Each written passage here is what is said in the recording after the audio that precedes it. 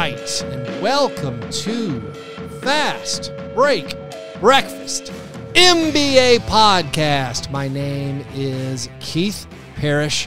On today's episode, I have Dane Moore. We talk about Team USA losing to Germany in the World Cup semifinals, and we also talk about his Minnesota Timberwolves. I'm putting this episode out on both the Fast Break Breakfast feed and the Grits and Grinds feed, since there's a lot of overlap with the talk about Jaren Jackson Jr. on Team USA and as we talk about the Western Conference. Anyways, today's episode is brought to you by Underdog Fantasy. They are running a special for the start of the NFL season where all new users get a free mystery pick, and that will be in addition to the usual $100 deposit match. So use promo code FBBF and try out Underdog Fantasy and take advantage of these sign-up bonuses. Also, week 1 of the NFL on Sunday will be a lot more fun if you're playing in a 3 or 5 person daily fantasy draft. So try it out by clicking the link in this episode's description. Or by using that promo code FBBF. All right, without any further ado, here is Dane Moore to talk about Team USA and the Timberwolves.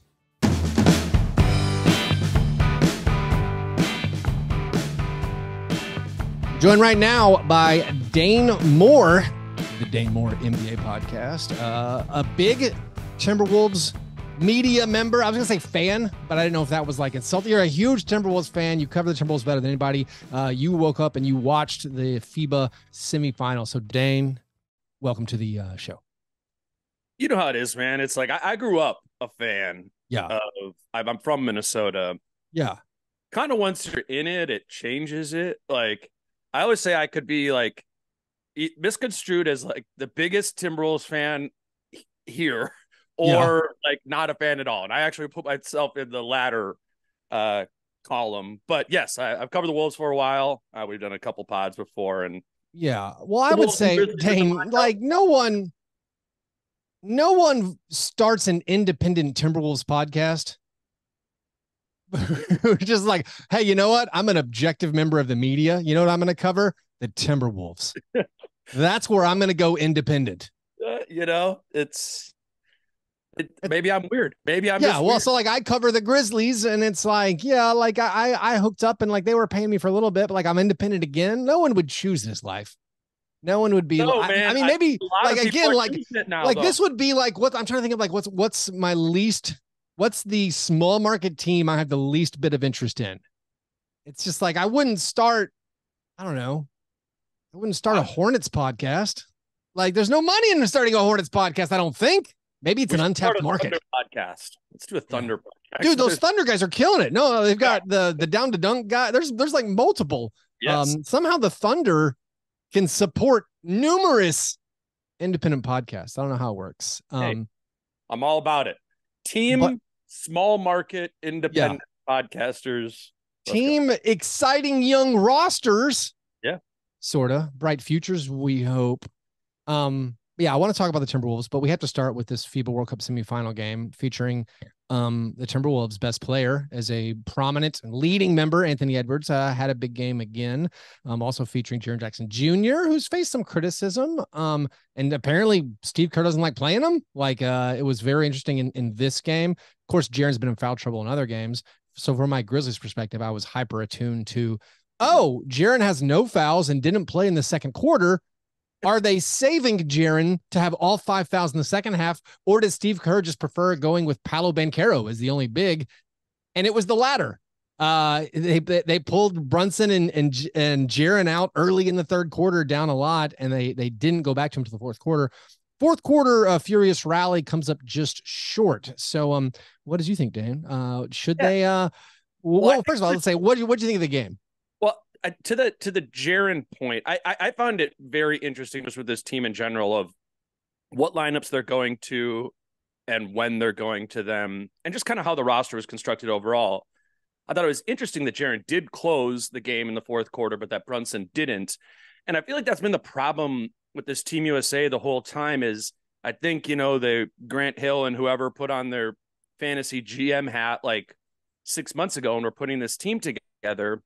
And the image they had 6 months ago was of a very different team than I think this roster has played out to be. I think the vision was Jalen Brunson and Brandon Ingram actually kind of as the dudes, right? Like Yeah. leading that first group. And then, you got some of the younger guys, Banchero, Ant, Halliburton, Reeves, probably as the second unit. But then as it played out, it seems through training camp, through the reporting we got, and then just in the games, it didn't line up like that. Like Ant, namely, was the one who got injected into the starting lineup, right? And that was very disorienting for Ingram, I think. And then Ingram eventually gets moved to the bench.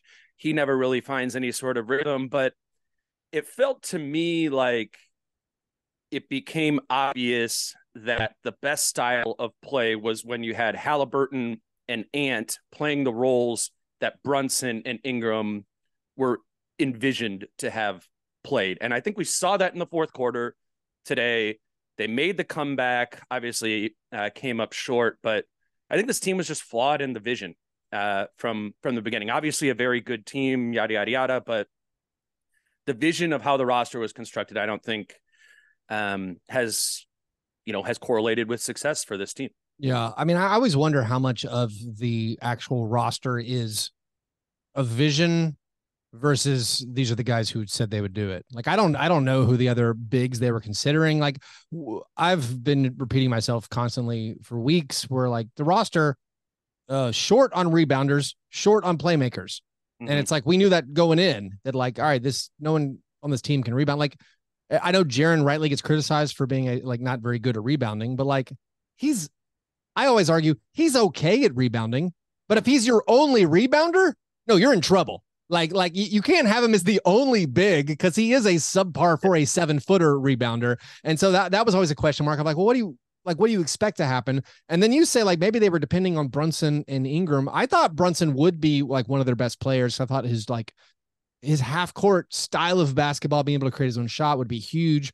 But I also thought, and maybe, I don't know if you felt the same way. I thought when I saw the roster, I'm like, oh, this is going to be Ant Edwards' team. Like he's going to take this over. And then there was reports apparently Kerr asked him to come off the bench. And it's like, Kerr, what are you doing? Like, look, like we don't have that many wings, or like we don't have that many guys who can have the ball in their hands and create. And it's like Anthony Edwards can do that. So I was surprised. So, I mean, I don't know. Did you think that it would be his team beforehand?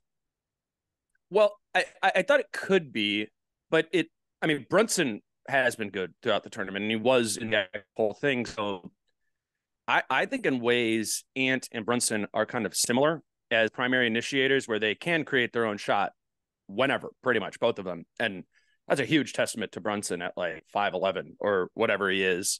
But they're not as natural of playmakers. And I think your point was accurate there where this team felt short on playmaking and rebounding throughout the tournament. And I just think it should have been Halliburton playing with Ant more and Brunson playing with whoever else, Reeves or whoever the other guard would have been. But they wanted to play Brunson and Ant together because I think they were probably the two best players on this team. Yeah, could be. But that's what I'm saying, though. It just didn't line up. Like, I think, weirdly enough, I think Ant is probably the best player on this team, but you could almost have made a case for him having come off the bench so he wouldn't have been overlapping with Brunson. I found that to be kind of incongruent throughout the tournament. It's not how I would have put the roster together, or at least with hindsight, I think I would say I would have done it differently. And if Ant was going to be your guy, not that Brunson's, I'm actually super high on Brunson as a player, NBA player, just overall, but I think you have to have a different type of point guard with Ant. And I just know that from having watched Ant play with Rubio versus D'Lo versus Mike Conley. Like, the best thing for Ant is to have the Mike Conley type of point guard playing next to him, the more traditional kind of distributor, pick and roll player. So Ant can play on the second side, be that secondary action, attack a shifting defense. I don't think Brunson and Ant totally line up that well in that sort of. It's kind of part of the reason why. I mean, Brunson and Luka were good too, but it also in ways made sense to me that Brunson or Dallas or whatever, they went separate ways because Brunson's a primary initiator and Luka's Yeah. primary initiator. You kind of have to balance those things out. I also think a lot of the guys they pick on the team weren't necessarily like great off-ball guys. Like I think you can still probably rather criticize. Like Anthony Edwards had a great tournament, and one of the also fun things was like he became like a primary defender. Like he would go out and seek out the defensive matchups, and he did a great job hounding guys throughout the entire tournament. But like on offense, if he doesn't have the ball, it's not really. Maybe he's a little stagnant. Also like the rest of the starting lineup, like Jalen needs the ball in his hands. He's not an off the ball guy, even though he can catch and shoot some. Jaren doesn't move very well. He's not an off the ball guy. Like they finally put Hart in there as like a rebounder. He's a movement guy, but again, he's undersized. And it's funny when like Josh Hart's in there for rebounding. You're like, yeah, Josh Hart's an elite rebounder for a 3 or a 2, and it's like, but he's playing the 4. And so it's tough. Also, I think that was a good move by It was a good move. Put him in there. I agree with that. So, but again, from my like narrow-minded Grizzlies focus, I'm like, I like Josh Hart in there, but like Jaren, he's probably better as a 4, and you never ever play him with another big, like ever. And so it was weird. They would do Banchero and Bobby Portis together, and it's like, why can't Jaren do that? So I will cherry pick like the fourth quarter. They play Jaren the whole time. They finally go back to they finally go to the good lineup, which is Halliburton and Reeves and Anthony Edwards. With Jaren, and it's like they finally like play defense. Well, I think the notable thing about this game is Germany won 113-111. That's 113 points in a 40-minute game. Over a 48-minute game, that's a 136-point pace. Yep. For the game, Team USA, their shooting splits 58, 48, 96. Wow. They lose. Like halfway through the fourth quarter, they were shooting 60% from the field, and they were down 106-96. So it was very like lackadaisical defensive effort the whole game. The final like fourth quarter, they're like, hey, we should probably defend. It's like, yeah, Germany's dropped 100 on you in 30 minutes or whatever. It's 34 minutes. So that's pretty frustrating. But all right, so let's kind of turn it, because I think this FIBA World Cup super interesting. Team USA now loses, so the final is going to be Germany against Serbia. Serbia upset Canada overnight for us. I did not wake up and watch it. I also will not be waking up. That's a young man's game. All right, like more power to like the guys in the early 20s covering the NBA, the girls in the early 20s covering the NBA. You can wake up at 3:30 your local time to watch. Or stay up. Yeah. West Coasters, maybe you can stay up. Like I can't do that anymore. But like I think we were all super excited about the showdown of Team USA in Canada. But of course, now it's the third place game. Germany, Serbia get to play for the World Cup championship. But I'm curious. So like you have Anthony Edwards, who's obviously the Timberwolves' best player. And he like, I felt like a breakthrough moment. But I feel like that's for breakthrough moment for casuals.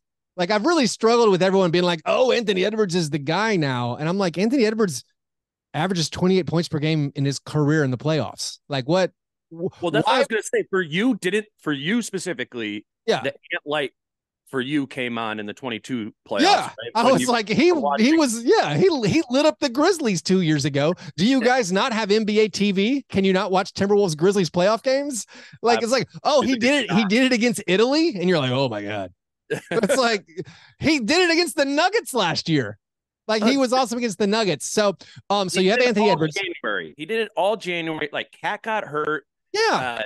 The deal, like D'Lo was on his way out, and I mean Ant totally turned into that primary guy last season, December, January, once after Cat, hurt his calf, and it was this. I mean, it was very much this player. I understand. I mean, people hated the Timberwolves last year.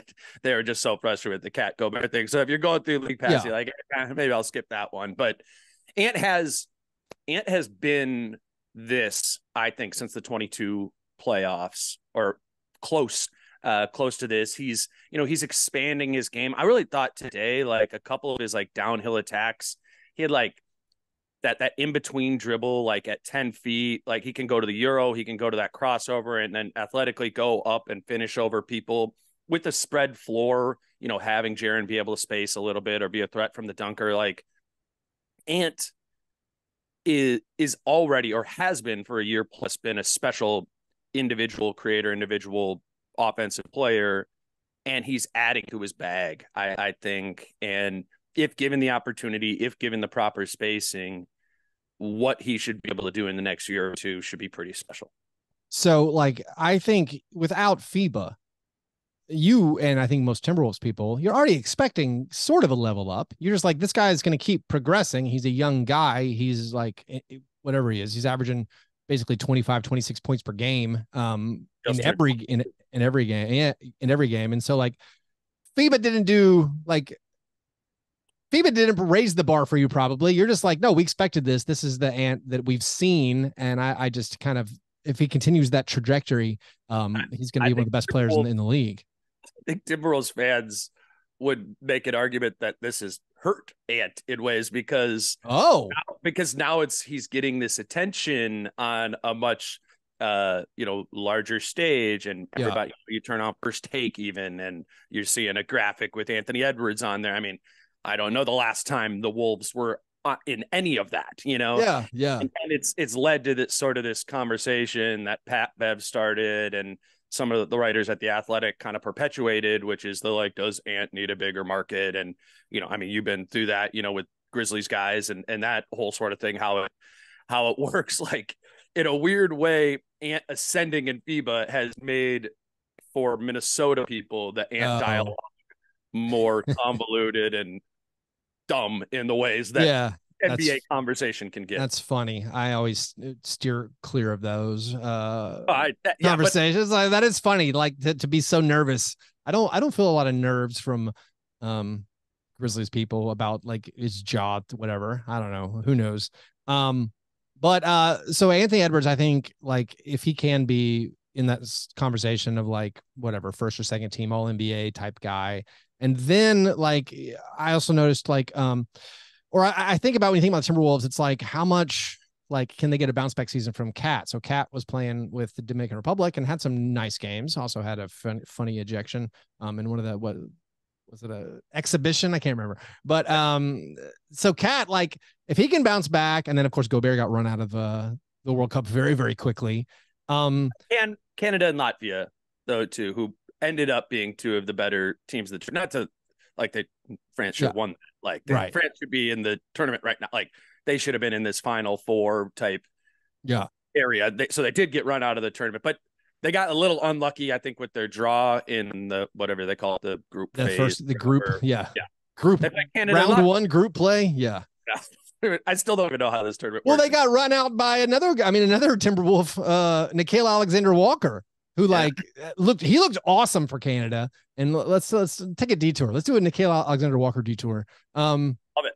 You guys picked him up at the trade. Like he was part of the Conley thing, right? Is that how he came over? So Conley, Nickeil, and 3 seconds for D'Lo, which is like everyone's beautiful. Just gonna remember Tim Connelly making the Rudy Gobert trade and how bad that was. Yes, Conley's actually had a handful like of those smaller kind of marginal moves. I mean, I wouldn't even call that move marginal. D'Lo was not a fit within the context of how this team wanted to play, and to trade him out for Mike, who fits Rudy in particular really well. Plus, you pick up some draft capital, and then Nickeil Flyer, who was one of those Flyers that seems to have hit. They re-signed him this summer for 2 years, $4.5 million a year. Like, I really think he is going to be I think he's going to be one of those kind of bench guys that NBA Twitter League Pass watchers are like, whoa, okay, Nickeil Alexander-Walker is the guy we kind of thought he might have been when we were looking at him out of the draft, or he's developing into something. It's been more of like the 3-and-D mold. I've actually compared him to like a poor man's Dylan Brooks. I know Brooks is like way bigger and thicker, but I think Nickeil's really strong on ball defender, and he has a little bit of that ability to offensively create a shot, take threes, take a lot of threes, even like Dylan does, not in the high 30s, but a 34% 3-point shooter. I think he is a similar archetype to Brooks while looking nothing like him and talking like him as well. Although maybe Nickeil picked up some things over the summer at this FIBA tournament, playing alongside Dylan, getting a little fire. Where are you at with the Dylan? Are you like happy to have moved on, or no? I'm not. No, I'm nervous. I mean, I don't know. Like, I'll be honest. Like, it was so poor in the playoffs against the Lakers, and he had one of his worst offensive seasons he's ever had, like the whole season. But then watching him on Canada be awesome, and the hijinks of like getting disqualified and doing the boxing gloves and like the tunnel. I'm kind of sad he's not on my team, but maybe it's more enjoyable. Maybe it's more enjoyable because I don't have the investment anymore, and I can just be like, I can just sit back and enjoy it. I can just laugh either way, be like, this doesn't affect my season at all. Yeah, Nikhil's so interesting because like, I don't know if he was a throw-in, but he was like an unheralded piece of that trade. And then by the end of the year, he found his way into the rotation. And then you get to the playoffs, maybe it was injuries, whatever, but like he's playing a lot for the Timberwolves in the playoffs. So like he did a great job on Jamal Murray in that first round series. Was absolutely necessary. Jaden McDaniels was punched a wall and broke his hand. That's why he played so much. Yeah, I forgot that. I briefly forgot that. What a tough way to go out for Jaden. But I think Nikhil can be particularly valuable from a Jaden McDaniels standpoint. And one, I think you now get 48 minutes of really good point of attack defense in Jaden or Nikhil, but also you could play them together and Nikhil could guard if you're playing the Grizzlies, Nikhil could guard Ja Morant, and now Jaden could be guarding the dude in the corner and kind of be that weak side block guy or, weak side help defender. Jaden's like 6'11". I don't think people really get that. I thought Twitter told me he's like 7'1" now or something. I thought I saw him two more inches every summer. That might have been me. No, I haven't said that for like 2 years. He's like one of those guys who didn't measure at the combine or whatever. Yeah. And then it's like been listed at like 6'8" his whole career. Yeah. And I'm like in the locker room, I'm like, okay, that guy, he's Karl Anthony Towns, he's taller. That's like how every Grizzlies player is secretly 6'6". Like Kenneth Lofton Jr. is not really taller. He's like barely taller than me. And it's like David Roddy's like not that tall. Like no one's tall on this team, it turns out. Outside of Jaren, I guess. I don't know. Clark's like 6'8", right? Yeah, Clark's not that tall either. Yeah. It's all they're all secretly, that's why they all go late in the draft, I guess. Jaren is, man, standing next to Jaren. No, Jaren's huge. He's like a tree trunk, man. Yeah. He's like Embiid. So I was trying to talk about Cat, but like, what is needed from Cat this year? Like, just to be, is it an accepting of a role? Is it just being on the court? Like, what's needed from Cat? And then I guess also Gobert to get this team to be like, I don't know, in the battle for maybe home court advantage or like securely in the playoffs. Well, so the two obviously tie together, but start with the Cat point. It's so interesting with Cat, and the trade is the hardest on Cat, the adding Gobert, because you now take Cat out of the position where he had an advantage. I mean, let's go back to that Grizzlies series 2022. Steven Adams was out of that series in the first quarter, because a quick hook, like a real quick and smart, and a smart. Yeah, that was the right move, because that's what Cat can punish, right? He has this ability to, because he's such a shooter and because he has got a good first step for a 6'11" guy, to be able to punish those Steven Adams type players. But now you take him out of that role. Hold on quickly. When he was playing the 5, they started guarding him with 4s, like Batum, Kyle Anderson guarded him in that playoff series. Like, Cat has always been significantly better offensively when guarded by a 5 than a 4. Now you are putting him in a position where he is always going to be guarded by a 4, which is robbing him of his top end offensive capability. And then I think even more problematic now is you have him guarding 4s, which I think I underrated at the time of the trade. I was like, all right, like Cat wasn't a great defensive 5, like whatever, we'll make him a not great defensive 4 and you add a 5. Yeah. But I think you talk about a playoff series, if they're playing against a team in the first, second round, they're going to attack that. They're going to attack Cat in space over and over. They're going to put him in action. And that's honestly not really his fault. How can you expect Karl Anthony Towns, who's been a 5, been a drop coverage center for the majority of his career, to be like, all right, now go chase Cam Johnson? Like, that's an extremely different, not only difficult, but different job to be asked to do. So I don't know how good or how bad he's going to be at it, because we didn't get to see him play enough last season. He comes back, kind of rushed back in a way right before the playoffs. He wasn't 100%. He wasn't in physical shape after having missed 50 games. So we we haven't really seen it, right? Him specifically playing the 4 next to Rudy and how that will happen. I mean, I think they're going to ultimately, to make it best work, stagger those two as much as possible so Cat can play, 16, 18 minutes a game at the 5. But it's like, if you need to do that to maximize your roster, why did you make that the roster? Well, you mentioned like Cat chasing around Cam Johnson. I was actually talking in our Slack channel of our Patreon supporters with our Timberwolves fans, and we're just like, hey, what if they offered the Gobert package for Cam Johnson? Like, your team would be so much better. Like, if you just like, hey, let's trade everything for Cam Johnson. And it's like, what? Like, well, guess what? Your team would be better right now if you had Cam. Because like, so like you talk about how Tim Connelly had all these things on the margins pretty good. Like, oh, the Mike Conley trade's great. Getting Nickeil Alexander-Walker, great. I praised him greatly last summer for signing Kyle Anderson. Like, these are great moves. Those were great moves. Except like, you have Gobert. None of it makes sense with Gobert. Like, even Cat playing the 5 was like, well, that means, Naz Reid's playing the 4 then, because you signed Naz Reid, and you guys are on this path where you have to do something because you can't pay everybody. And it's like, you even picked up the guy I liked in the draft, like Leonard Miller, looked good in summer league. And it's like, you have Kyle Anderson is like, I guess he's like honestly a permanent 3 if everybody's healthy. And like, you think of him more of a 4. So like, I don't know. I know that was the thing in Memphis, right? Like, once Kyle had to go play, like the years were in Memphis when he had to play significantly more 3 were his. They didn't do it. They refused. If everyone was healthy, he just lost playing time. It was actually frustrating to me, where I'm like, you can play Kyle at the 3, and they're like, we'd rather play Grayson Allen. And so like they didn't do it. The year Jaren was out, Kyle played the whole time, was amazing, and then he was moved to the bench. Yeah, I wonder. So like, I'm excited about this team because of Anthony Edwards, and then Jaden McDaniels, and I do like the fit of Mike Conley. I love Kyle Anderson. Like, Naz Reid's a good bench player. I was jealous, frankly, of them signing Shake Milton, like maybe your fringe backup, like combo guard, just because I wanted the Grizzlies to sign him, say, instead of Derrick Rose. And so my desire to be right about that, I'm going to be cheering for Shake Milton to do really, really well on the Timberwolves.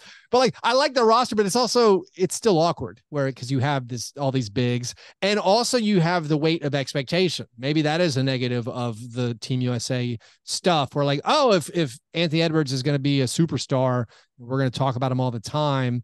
Oh, we're 17 and 15, like at New Year's or something. And it's like, well, we're still in the play in the mix.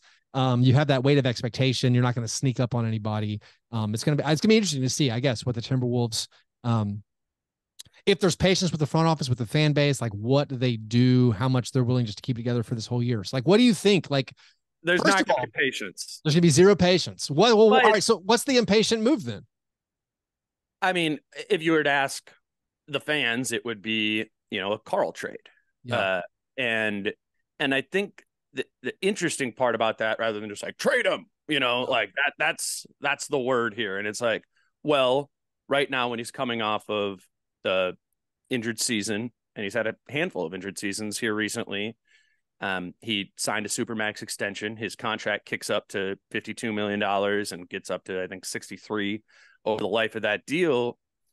Like, you got to find a team who sees that to be a positive value, right? To trade him. Trading Cat as even a neutral or even just slightly positive asset, that doesn't make sense to do right now. Like, you're better off trying to or my opinion is, you're better off taking another bite at the apple here and seeing with more time and more continuity if you can get more out of the Gobert and Towns pairing than we think.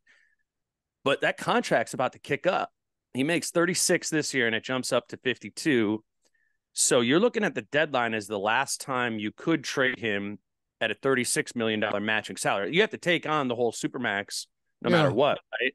But that's an interesting conundrum to me, because just functionally making a trade, you got to match salaries, right? Like, taking back 36 and I mean, if they're trading him and they're getting that might be 5 players you need to take to match salary for $52 million. Why are people?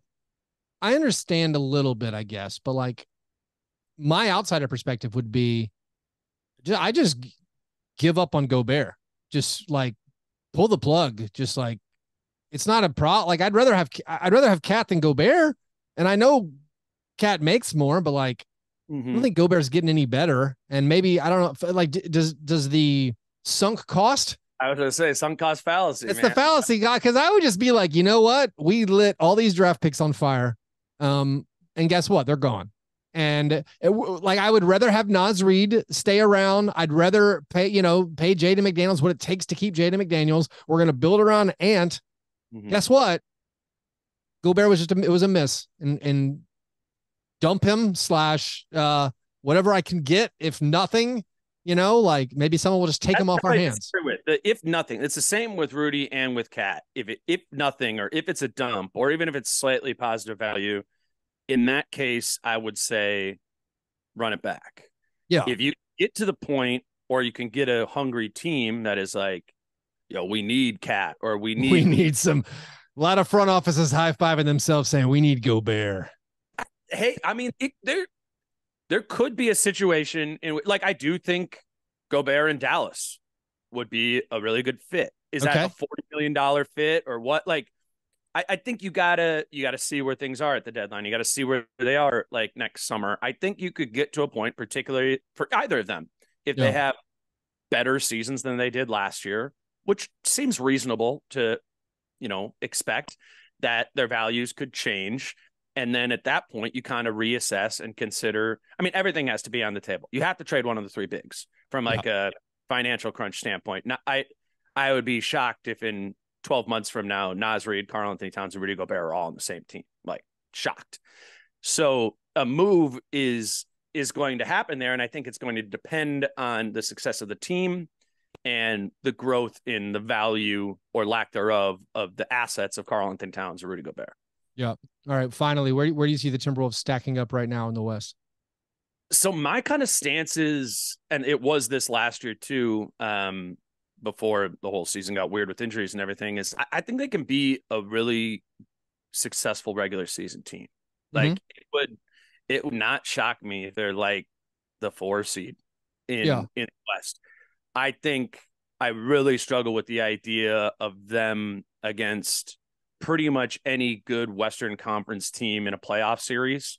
Like, they could get the 3 seed and maybe the Grizzlies are the 6 seed, right? Like, I'm taking the Grizzlies in that series. I think when you can pick at this double big thing over the course of a 7-game series, I think the team strategically picking at it is probably going to find more answers to that than the Wolves have counters for. But I think it's gonna be an interesting season, because if I had to like forecast it out relatively optimistically, they're the 3-4 seed in the Western Conference, and then maybe they get bounced in first round in an upset.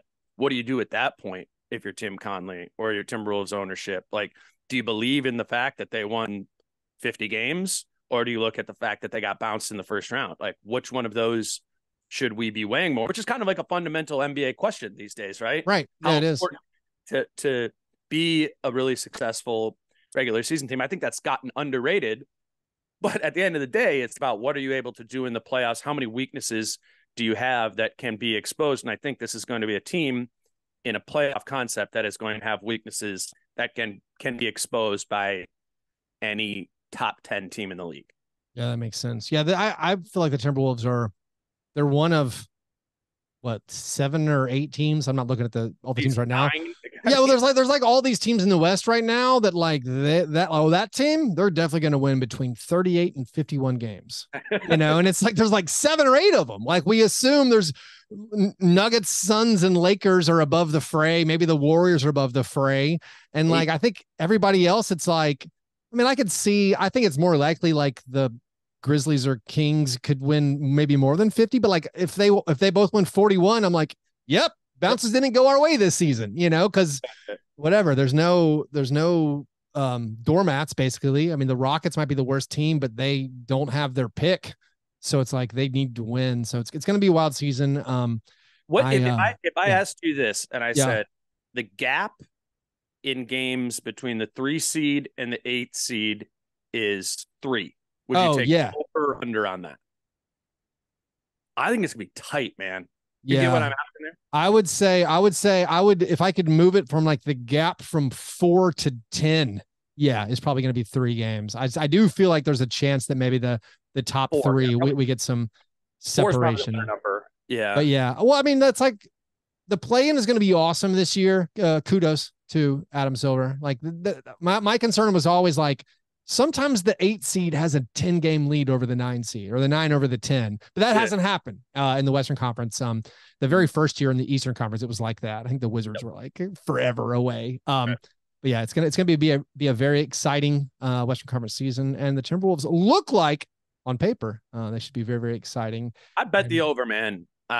Which is something I've very rarely ever said about the Wolves, but like 43.5, like if they don't win 44 games, that does feel low to me. I haven't looked at the totals so much, but I'm with you. I feel like I have them more like a 45 win team.